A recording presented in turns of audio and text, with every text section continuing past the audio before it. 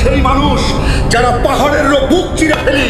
দেখো এই পাথরও আমাদের দক্ষতার সামনে মাথা নত করে। আমাদের মতো শক্তিশালী আর কেউ নেই। আমরা পাহাড় কেটে রাজপ্রাসাদ বানাই, আমাদেরকে কে রুখতে পারে? আমাদের কে ক্ষতি করবে?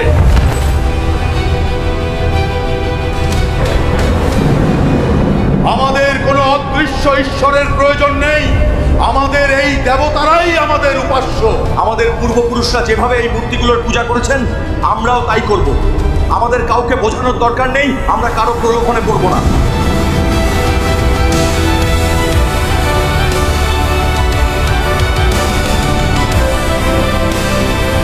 হে মানুষ, সকল আল্লাহরই ইবাদত করো, যিনি তোমাদের মাটি থেকে সৃষ্টি করেছেন এবং তোমাদের অসংখ্য নিয়ামতে ভূষিত করেছেন। আমরা তোমাকে নবী মানি না। যদি তুমি সত্যিই সত্যবাদী হও তাহলে আমাদের একটা নিদর্শন দেখাও।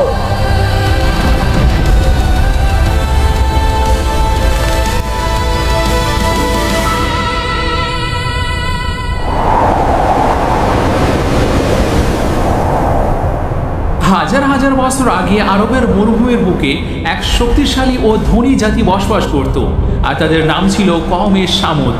তারা উঁচু উঁচু পাহাড় কেটে তাদের প্রাসাদ বানাতো।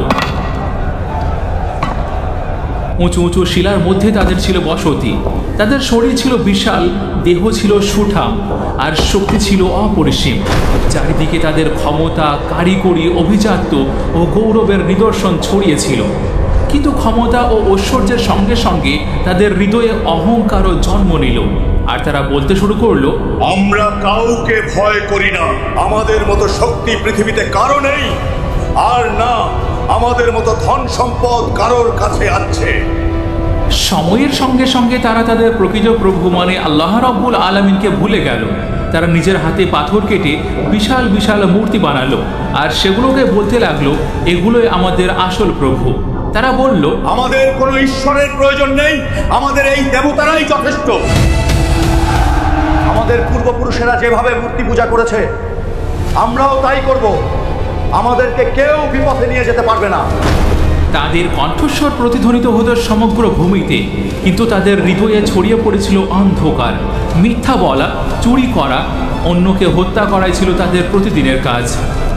এমনই করে তাদের নারীদের হৃদয়েও আল্লাহ ভীতি বলে কিছুই ছিল না। তারা প্রকাশ্যে লজ্জাহীনতায় লিপ্ত হতো। তাদের সমাজে যে পুরুষ সবচেয়ে শক্তিশালী ছিল সেই পুরুষ হয়ে হতো নারীদের প্রিয় পাত্র।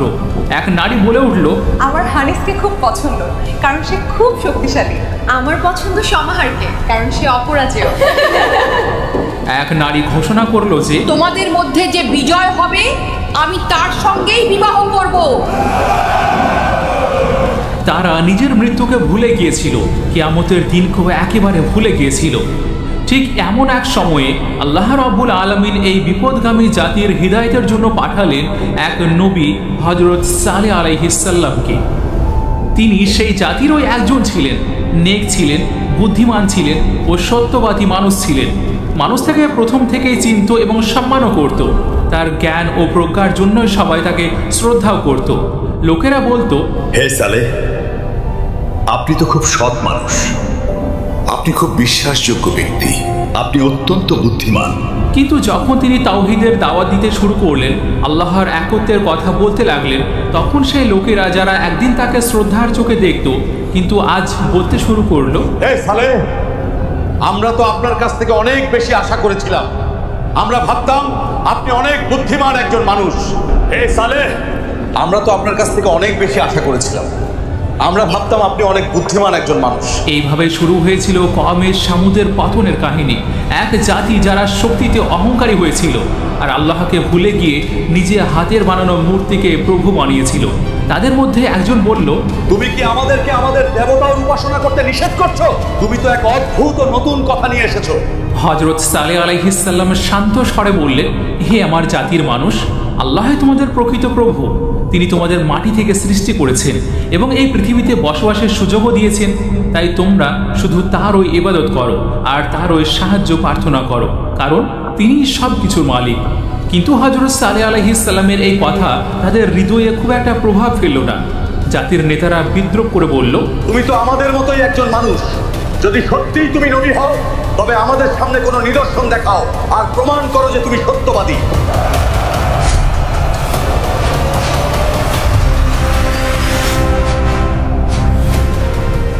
হযরত সালেহ আলাইহিস সালাম বললেন, হে আমার জাতির মানুষেরা, যদি আমি তোমাদের চাওয়া নিদর্শন দেখিয়ে দিই তবে কি তোমরা ঈমান আনবে, আল্লাহর পথে ফিরে আসবে? এরপর তাদের সর্দাররা বলল, যদি তুমি সত্যিই নবী হও তবে এই পাহাড়ের ভেতর থেকে একটি জীবন্ত উটনি বের করে দেখাও, এমন একটি উটনি যা সুস্থ, শক্তিশালী এবং আল্লাহর ক্ষমতার নিদর্শন থাকবে। চারিদিক নিস্তব্ধ হয়ে গেল। এরপর হযরত সালেহ আলাইহিস সালাম দোয়ার জন্য হাত উঠালেন। তার চোখে জ্বলজ্বল করছিল অবিচল বিশ্বাসের আলো। তিনি আল্লাহর দরবারে প্রার্থনা করলেন, আর তখন ওই সবার চোখের সামনে সেই বিশাল চট্টান কেঁপে উঠল। ধীরে ধীরে তাতে ফাটল ধরল, আর আল্লাহর কুদরতে সেই পাথর থেকে বেরিয়ে এলো এমন এক জীবন্ত উটনি যা উজ্জ্বল, বলিষ্ঠ ও অত্যন্ত সুন্দর ছিল। এই মুজিজা দেখে মানুষ হতবাক হয়ে গেল, তাদের চোখ বিস্ময়ে বড় হয়ে গেল। তারা একে অপরের দিকে তাকাতে থাকলো, আর তাদের মধ্য থেকে একজন বলল যে, এ তো জাদু, এটা সত্যি আল্লাহের নিদর্শন। হযরত সালেহ আলাইহিস সালাম বললেন, এই উটনি তোমাদের প্রভুর নিদর্শন, একে কষ্ট দিও না, আল্লাহর জমিনে একে স্বাধীনভাবে চড়তে দিও, আর এর পানি পানের একটি নির্দিষ্ট দিন আছে যেমন আল্লাহ আদেশ দিয়েছেন। আল্লাহর এই অলৌকিক দৃশ্য সবার সামনে ঘটলেও কিছু মানুষের হৃদয় তবুও কঠিন হয়ে রয়ে গেল। তারা মানতেই চাইল না যে এই উটনি কোনো মানুষের জাদু নয়, বরং আল্লাহর শক্তির ফল। হযরত সালেহ আলাইহিস সালাম নিজের জাতির মানুষকে আবার বললেন যে এই উটনি তোমাদের প্রভুর পক্ষ থেকে এক নিদর্শন স্বরূপ। যেদিন এই উটনি পানি পান করবে সেদিন আর অন্য কোনো পশু পানি পান করবে না, আর পরদিন অন্য পশুরা পানি পান করবে, কিন্তু এই উটনি আর পানি পান করবে না। কিছু মানুষ বলল, নিশ্চয়ই সালেহ সঠিক কথা বলেছেন। হ্যাঁ, আমিও এর কথাতে সম্মতি জ্ঞাপন করছি। এমনইভাবে জাতির কিছু মানুষের হৃদয়ে ঈমানের আলো নেমে এলো, আর তারা সত্য গ্রহণ করলো। কিন্তু অধিকাংশ মানুষ এখনও তাদের একগুঁয়েমিতে অটল রইল।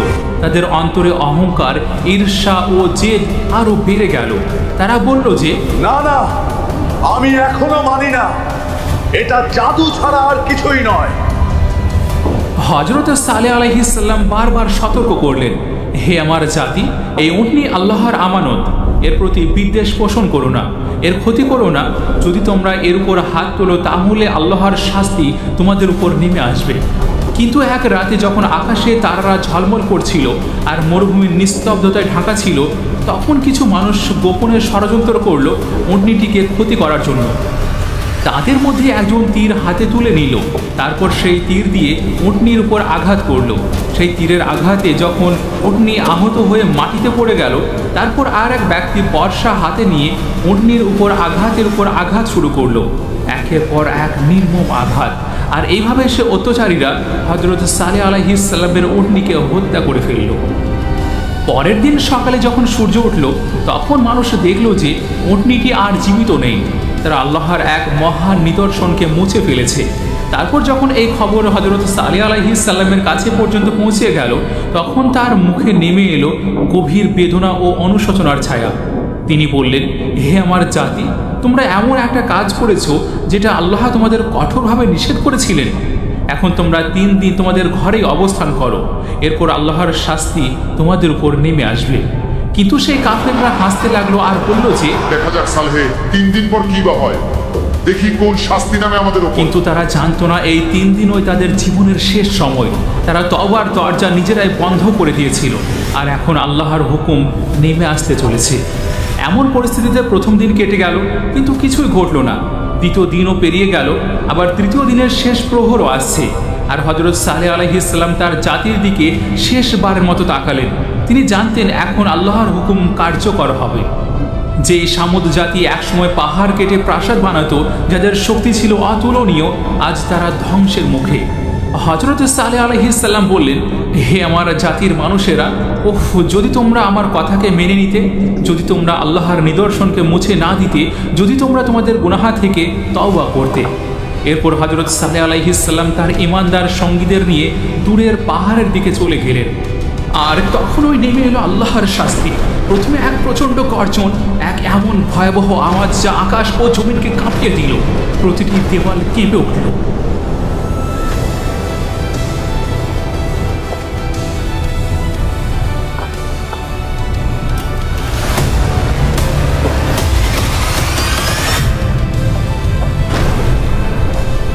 তাদের উঁচু উঁচু পাহাড় কেটে বানানো সেই বিশাল প্রাসাদগুলো একে একে ভেঙে পড়ল। তারপর এলো এক ভয়ঙ্কর ঝড়, যে ঝড় তাদের শহর, তাদের ঘরবাড়ি, তাদের বাগান সব কিছু মাটির সঙ্গে মিশিয়ে দিল। যেই কম একসময় পাহাড় কেটে প্রাসাদ বানাতো, তারা আজ নিজেরাই বালির দানার মতো ছড়িয়ে গেল পৃথিবীর বুক জুড়ে। এরপর যখন ঝড় থেমে গেল, তখন কেবল নিস্তব্ধতা রইল। যেখানে একসময় অহংকার, শক্তি আর গৌরবের গর্জন ছিল, সেখানে এখন শুধু নীরবতা। হযরত সালেহ আলাইহিস সালাম এবং তার সঙ্গীরা ফিরে এলেন। ধ্বংসস্তূপে পরিণত সেই নগরের দিকে তাকালেন।